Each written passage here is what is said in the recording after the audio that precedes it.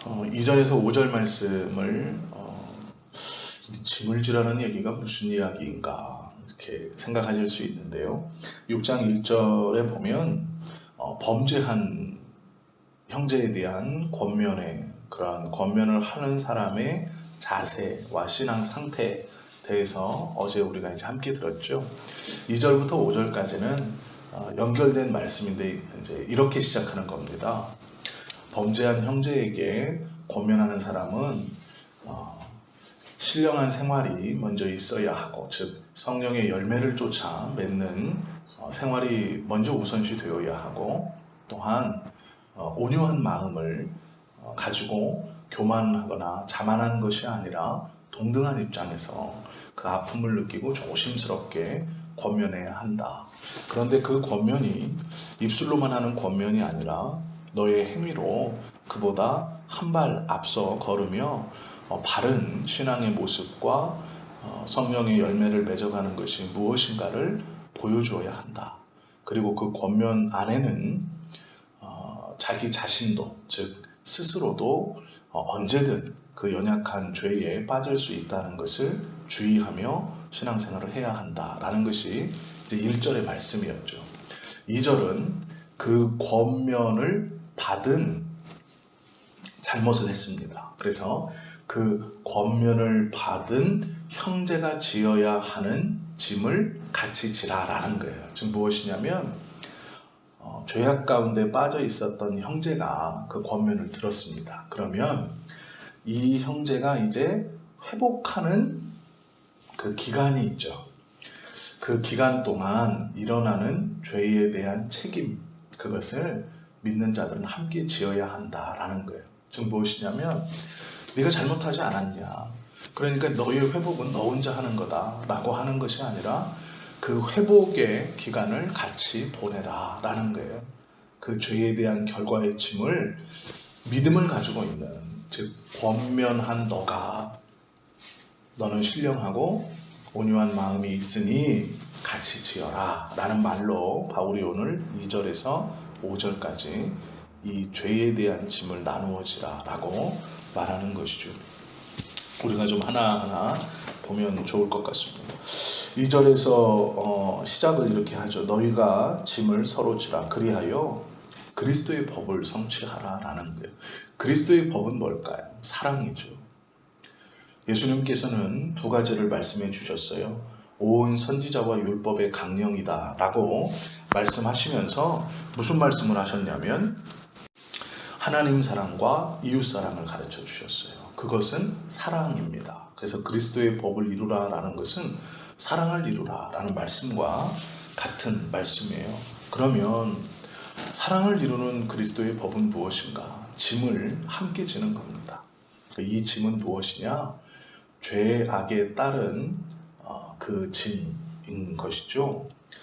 그리스도인의 죄에는 하나님의 손길이 말씀을 통해 또 신앙을 통해 성령을 통해 그 죄악에 빠졌을 때 그 사람의 영혼을 만지십니다. 이 만지심은 우리에게 괴로움으로 다가와요. 그 죄를 짐으로 인해서 하나님과의 관계가 어긋나고 있다는, 그리고 또한 말씀을 내가 지키지 못하고 있다는, 그리스도인으로 바른 생활을 하지 못하고 있다는 그 괴로움으로 다가옵니다. 이 괴로움은 회개를 일으키고 이 회개는 새로운 순종으로까지 나아가게 하죠. 그럼 온전한 순종으로까지 나아가게 하는 과정 중 마음의 괴로움이 일고 회개하여 그 죄에 대한 책임을 자기가 져야 할 것인데 이것을 혼자 내버려 두지 마라라는 거예요. 함께 그 짐을 지는 것이 그리스도의 법, 즉 사랑을 이루는 것이다 라는 것이죠. 내가 바른 권면을 했느냐? 그 권면을 받아들여 저 형제가 그 죄로 인해 괴로워하고 있느냐? 그리고 그 형제가 회개할 준비가 되었느냐? 그리고 회개하고 새로운 순종으로 나아가고 있느냐? 그러면 버려두지 말고 그 기간과 그 과정을 함께 하라라고 말씀하시는 것이죠. 쉬운 예를 들면 이겁니다. 형제가 범죄하여 그 범죄로 인해 감옥에 갇혔느냐? 그러면 내버려 두지 말고 돌아보아라. 물론 그 형제가 죄를 지었고 그 죄에 대한 결과와 책임도 그 사람이 짓는 것이 맞지만 그냥 버려두지 말고 찾아가 보고 살펴주고 어려운 곳은 없는지 돌아봐 주어라. 이것이 그 죄의 짐을 함께 지는 모습이다라는 것이죠. 예수님은요, 마태복음 25장 23절에 보면 이렇게 35절에 보면 이렇게 말씀하세요. 내가 줄일 때에 너희가 먹을 것을 주었다. 목마를 때에 마시게 하였다. 내가 옥에 갇혔을 때에 너희가 돌아보았다 라고 말씀하셨죠. 추울 때에 옷을 입혔고 병들었을 때에 돌아보았다 라고 말씀하세요. 이 말씀이 뭘까요? 죄의 짐을 같이 지는 거예요. 그리고 그 뒤에 말씀이 더 중요하죠. 나의 이름으로 어린아이에게 한 것이, 냉수 한 그릇을 대접한 것이 나그네에게 그 보인 작은 관심이 곧 나에게 한 것이다 라고 말씀하고 있죠. 죄의 짐을 같이 지는 것은 우리 예수님께서 가르쳐 주신 하나님의 법을 이루는 사랑입니다. 사랑의 표현이죠. 그것의 드러남입니다. 그리고 그 사랑의 드러남을 통해 우리는 예수님을 섬기는, 예수님을 대접하는 그러한 것으로 내가 바라보겠다라는 것이 하나님의 말씀이죠. 또한 다른 일을 돌아보는 것, 죄의 짐을 같이 지는 것뿐만 아니라 한 가지 더 경계해야 할 것이 있다라고 말합니다. 하나님의 법을 이루는 것은 사랑의 표현인데, 즉 죄의 짐을 같이 지는 것인데 그것뿐만이 아니라 각각 자기의 일을 돌아보라라는 거예요. 즉 무엇이냐면 이럴 수 있습니다. 사람이 참 연약한 존재이기 때문에 바른 권면을 해줬어요. 그래서 형제가 돌아오고 말씀 안에서 괴로워하고 회개하고 새로운 순종으로 나아가려고 합니다. 그때 어떠한 것이든 기도를 해주고 같이 섬기고 그 죄의 짐을 나누어 가져요. 그런데 그러면서 우리의 스스로 교만함이 올 수 있어요. 우리의 스스로 나는 참 괜찮은 신앙인이다 라는 생각을 할 수 있는 위험성이 있다라는 것이죠. 이것은 바울은 이렇게 얘기해요. 3절에 보시면 만일 누가 아무것도 되지 못하고 된 줄로 생각하면 스스로 속임이라. 안 되었어요. 그런데 된 줄로 알아요. 자신의 신앙적 권면, 자신의 기도, 자신의 섬김을 통해 누군가 도움을 받고 그 도움으로 인해서 그 사람이 일어나는 것을 보면서 내가 그래도 이 정도면 괜찮은 신앙인이고 나는 교회에서 꼭 필요한 사람이고 하나님 나라의 큰 일꾼은 아닐까, 일꾼이다라고 생각하는 것이죠. 지금 갈라디아 교회에는요, 어떤 사람들이 있었냐면 직접적으로 죄의 짐을 지지 않아요. 말로만 하는 거예요. 우리가 하나님의 사랑을 베풀어야 합니다. 근데 자기는 안 해요. 이런 경우를 교회 안에서 종종 봅니다. 우리가 하나님의 사랑을 베풀어야 돼요. 우리 공동체가 무엇을 해야 됩니다. 우리가 하나님의 일꾼이에요. 우리가 그러면서 자기는 싹 빠져요. 우리를 강조하면서 다른 사람에게는 그것을 해야 하는 것을 가르치고 자기는 살짝 빠지는 경우가 많이 있죠. 물론 부끄럽게도 목회자들에게 이러한 모습들이 제일 많이 나타납니다. 성도님들 헌신하십시오. 목회자는 헌신하지 않아요. 성도님들 헌금하십시오. 목회자는 헌금하지 않아요. 그건 성도들의 몫이라고 생각해요. 이것이 선줄로 생각한 자 넘어질까 조심하라 라는 말씀이고요. 오늘 말씀에 보시면 아무것도 되지 못하고 된 줄로 생각하는 어리석은 사람이다 라는 말씀이에요. 그런데 이것이 목회자에게만 보이나요? 아니요, 그렇지 않아요. 성도들 중에도요, 자신의 것을 하나도 내어놓지 않으면서 말로만 우리가 해야 된다라는 사람이 종종 있다라는 것이죠. 바라기는 이 새벽에 나와서 기도하는 우리 권사님들, 또 저는 그러지 않기를 바랍니다. 우리가라고 했을 때 나도 그 속에 포함되는 거예요. 우리가라는 말로 나는 뒤로 살짝 빠져도 되겠지. 천만의 말씀입니다. 그러면 스스로 속임을 하는 것이래요. 그리고 이제 한 가지 더 권면을 드리는데요. 바울은 이렇게 말합니다. 각각 자기 일을 살피라. 네가 바른 권면을 했느냐, 그에게 너는 권면을 할 만한 위치, 즉 권사도 됐고 장로도 됐고 목사도 됐어, 안수집사도 됐어. 그러니 권면할 수 있죠. 물론 할 수 있습니다. 그런데 그 권면 중에 그 신앙의 길을 잘 인도하는 중에 우리가 자만하거나 교만하지 말아야 하고 자신의 신앙의 생활을 스스로 돌아보아야 한다는 것이죠. 그러면서 바울은 이렇게 권면해요. 그리하면 자랑할 것이 자기에게는 있어도 남에게는 있지 아니할 것이다. 이 말씀을 잘 이해 못하세요. 근데 이런 뜻이죠. 권면을 하려면 신령한 사람이 돼야 돼요. 즉 성령의 열매를 맺으며 살아가야 하죠. 온유한 마음이 있어야 돼요. 말뿐 아니라 행동으로서 성령의 열매를 맺는 것이 무엇인가를 보여줄 수 있어야 됩니다. 그런데 문제는 이러한 신앙의 상태가 되고 수준이 된 사람들을 교회에서는 직분을 주죠.